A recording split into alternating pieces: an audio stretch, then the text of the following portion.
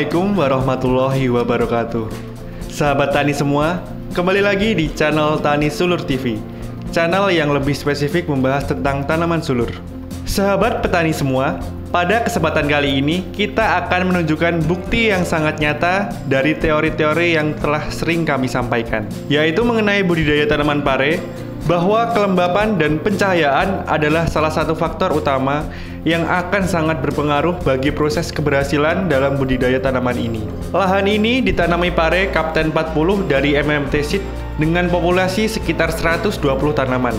Yang sangat menarik dari lahan ini adalah produktivitasnya, yang bisa dikatakan sangat tinggi. Bahkan, lahan ini menjadi pusat perhatian bagi daerah sekitarnya karena tanaman pare ini ditanam oleh seorang petani yang baru menanam pare, tetapi hasilnya sangat memuaskan. Trik yang beliau gunakan sebenarnya sangat sederhana. Yang pertama adalah terkait jarak tanam. Jarak tanam yang beliau gunakan hanya memanfaatkan satu lajur dengan jarak sekitar 80 cm. Dan pada lahan pare ini ditumpang sarikan bersama dengan tanaman cabai dengan jarak sekitar 80 cm.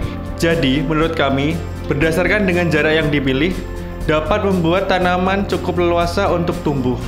Jadi ini hanya ditanam pada bagian tengah bedengan dengan satu lajur dengan jarak sekitar 80 cm antar lubang tanamnya. Trik yang kedua adalah dengan penggunaan sistem perempelan habis. Bisa dilihat untuk tunas air sampai ketinggian sekitar 150 cm ini dihabiskan. Tujuannya adalah untuk memaksimalkan pertumbuhan pada batang utama.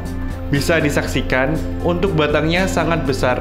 Ini menunjukkan bahwa saluran nutrisi atau penyebaran unsur hara memang fokus pada cabang utama. Jadi, poin kedua yaitu tentang perempelan tunas air maupun daun dirempel sekitar ketinggian 150 cm dengan tujuan dari sistem perempelan ini adalah untuk menjaga kelembapan pada area bawah dan memfokuskan saluran nutrisi supaya fokus pada pembuahan. Apabila tanaman pare ini terlalu rimbun, ini akan mengganggu pertumbuhan cabai dan meningkatkan resiko patogen jamur karena kelembapan yang terlalu tinggi. Nah, untuk saat ini, cabai pun masih tumbuh dengan sangat optimal. Kemudian, pare juga masih sangat aman. Langkah yang ketiga atau poin yang ketiga adalah dengan pembuatan sistem para-para, di mana sistem para-para ini tidak 100% full ditutup rapat, hanya memanfaatkan 21 atau 31. Jadi ada beberapa space yang dibiarkan terbuka sehingga sinar matahari bisa masuk secara optimal. Nah, benar saja, meskipun tanaman cabai dan pare ini ditanam secara bersamaan, tanaman cabai masih tetap tumbuh dengan sangat optimal, kemudian tanaman pare juga berproduksi secara maksimal. Ini adalah hasil dari beberapa kiat yang telah kami sampaikan dan ini dilakukan oleh petani yang bisa dikategorikan masih pemula.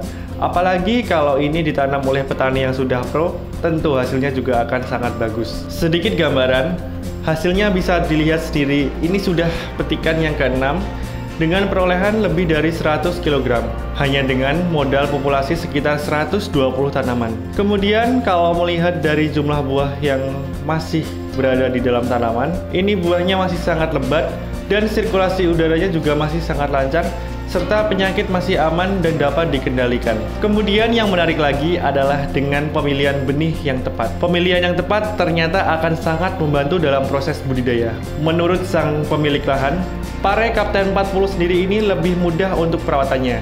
Jadi, untuk daya hidupnya itu lebih mudah. Kemudian tingkat serangan virus atau keriting daun bisa dikategorikan sangat minim. Untuk buahnya sendiri, ini menjadi nilai plus di sekitar daerah sini. Untuk pengepul, memang lebih suka dengan pare yang tidak terlalu bergerigi, kemudian dengan warna hijau yang muda atau tidak pekat, serta terlihat pare yang agak sedikit berlapiskan lilin. Tipe pare seperti ini adalah tipe yang paling dicari oleh pengepul di daerah sekitar sini. Mungkin itu yang bisa kami sampaikan pada kesempatan kali ini. Sebelum kami akhiri, saya akan mencoba menyimpulkan apa yang telah kami sampaikan. Yang pertama, tanaman pare sangat butuh akan sirkulasi udara yang lancar dan pemberian nutrisi yang cukup. Dengan demikian, pengaturan jarak tanam itu menjadi hal yang sangat krusial. Kami sangat merekomendasikan jarak tanam sebisa mungkin dibuat serenggang mungkin. Minimal adalah sekitar 80 cm dengan memanfaatkan satu lajur tanam. Kemudian yang kedua adalah untuk memperlancar sirkulasi udara dan memperlancar saluran nutrisi supaya fokus pada pembuahan pembuahan, tunas air dan daun tua pada bagian bawah bisa dirempel habis sampai ketinggian sekitar 100 cm, bahkan kalau di lahan ini sampai 150 cm.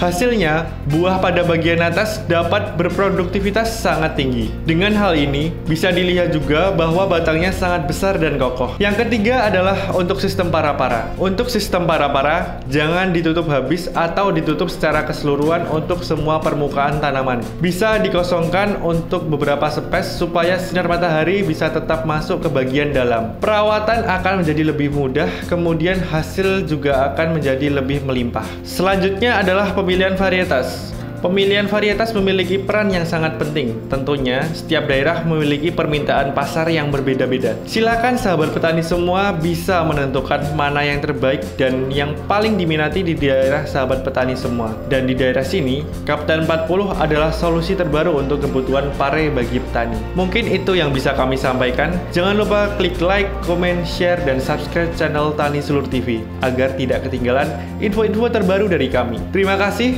Salam Tani Sulur Indonesia. Wassalamualaikum warahmatullahi wabarakatuh.